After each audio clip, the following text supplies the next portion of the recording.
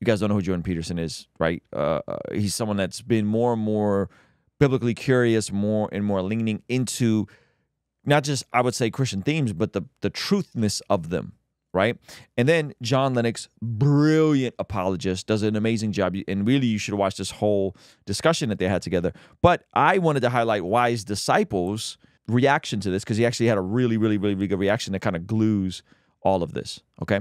So let's take that apart a bit. You could imagine that there could be three sources of moral knowledge. That's the kind of knowledge that orients you in the world. And one source could be the subjective. Now, we've already talked about the limitations there, is that, well, you don't live very long, and what the hell do you know, and what do you mean by the subjective, like which part of you? And then there's the danger of elevating yourself to the status of final moral arbiter, which is a kind of Luciferian presumption. Okay, so those seem like bad pitfalls. The next objection you might say is like, okay, well, you can't do it just subjectively. I am who I am, which is certainly the proclamation in our culture. You could do it by consensus. Mm-hmm. So we're nearing the moment that is the most replayed of this entire conversation. This is why I wanted to make the video with you. Okay, but here's the setup, so pay close attention. You know, and that's more the view that, well, the group gets together and sort of decides by general agreement what right and wrong is, and that can shift with time and place. But as long as everybody is willing to abide by the same principles, then we can define them canonically as good or as good. This is more or less how secular humanism comes to its conclusions on morality. They don't say that morality doesn't exist. No, they say morality exists, but we just have a different way of how we come to it. So one point is, Peterson is saying, well, you decide it based on subjective experience. 2, you become God and you decide all standards. And then 3, you let the collective decide. And they're going to drop the truth bomb on why this third, this utilitarian aspect, this we all collectively decide why it's actually the most problematic. And it's the most replayed part. Wise Disciple rightfully points that out. His commentary on this is great. So we're going to get to both. So check this out. Well, my problem with that is the Nazi Germany problem. Exactly. It's like, well, what the hell happens when the whole herd stampedes towards hell? If you're a consensus person and there's nothing else there, it's like, well, there's no hell. That's consensus. And so the consensus by definition is right. And so if everyone decides that no Jews would be better, who the hell are you to stand in the way? And, you know, Yeah, so this has always been one of the obvious outcomes of social contract theory, right, which is Nazi Germany and the Holocaust. Right.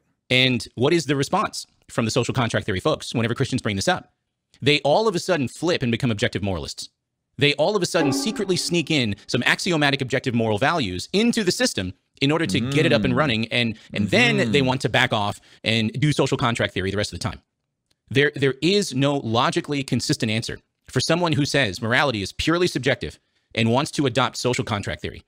When they get pressed and someone asks about the Nazis, which is a real world example of what that looks like, all of a sudden objective morality exists, guys. That's what happens. That's what most people do. There are always some outliers who try to be logically consistent, but then they have to say with a straight face that what the Nazis did was not objectively evil, which always leaves a bad taste in the mouth. If you're willing to stand up and say, well, you should stand in the way, well, right. So upon what grounds do you make that claim? Because it's not merely subjective. So that brings us back to the problem of transcendent morality. Okay, so you were going to talk about problems of consensus. Yeah? Yes, it's exactly right. That is the problem with utilitarianism. Okay, here's the moment that is the most rewatched. Okay, check out Lennox comments right here. Treating others as you want them to treat you, and by consensus, is fine if you've got equal centers of power. If you've got a whole lot of equal centers of power vying with one another, then you can say, if you don't do this, I won't do that. But the very interesting thing about the case in point you mentioned, Nazi Germany, Hitler, in his political youth, made treaties, but he tore them up once he had the power. And if people say, you shouldn't do that, he said, what do you mean you shouldn't? I've got the power. So it doesn't answer the question, why ought you to go with the herd and murder so many Jews? And that's a huge weakness. It's all right if you're dividing ice cream among children, then utilitarianism is fine.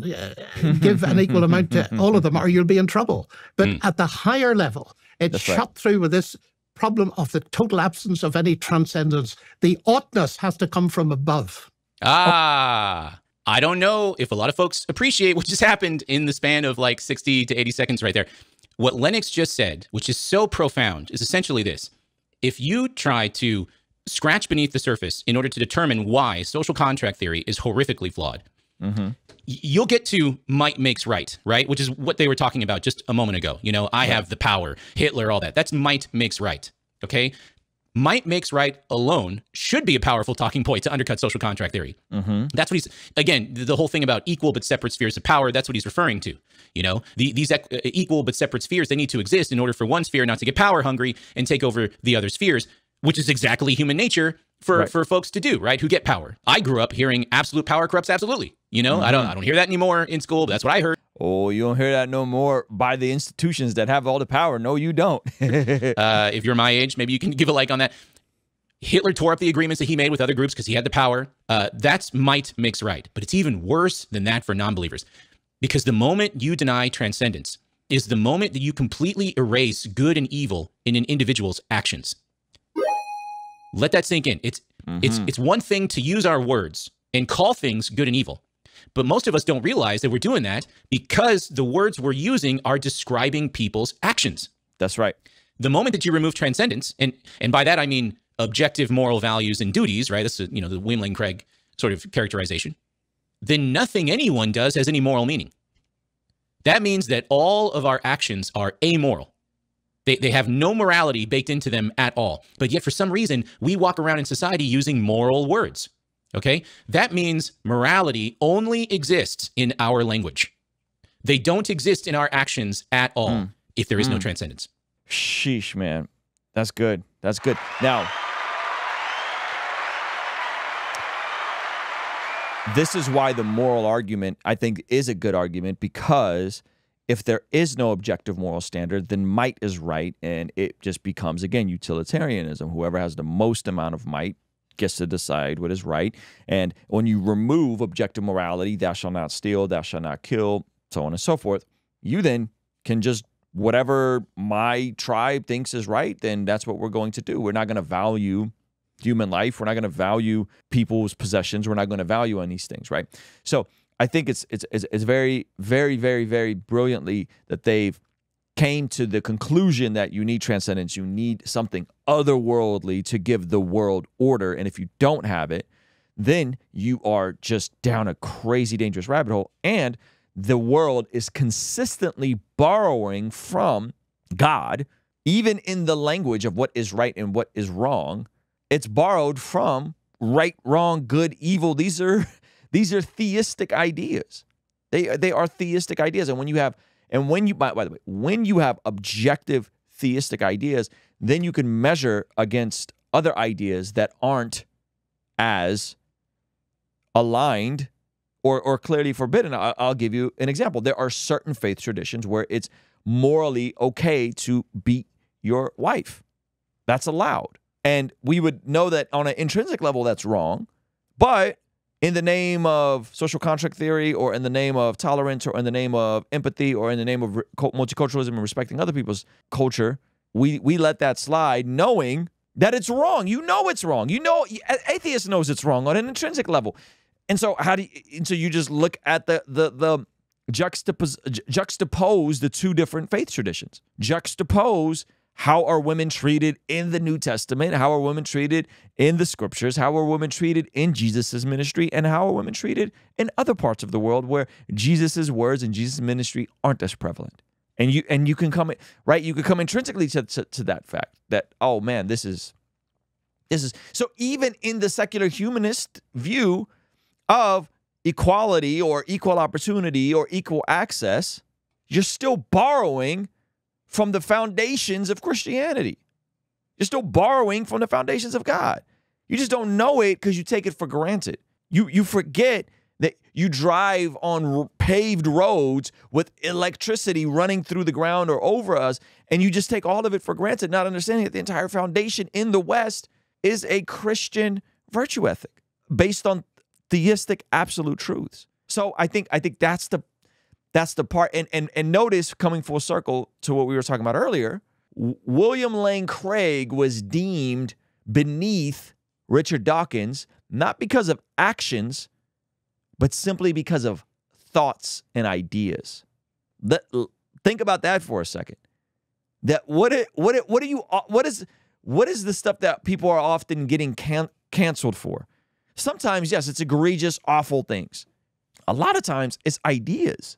A lot of times, it's what you believe about a specific community's behavior, not a community, just their behavior can get you canceled, can get you out of an institution, can get you out of the graces.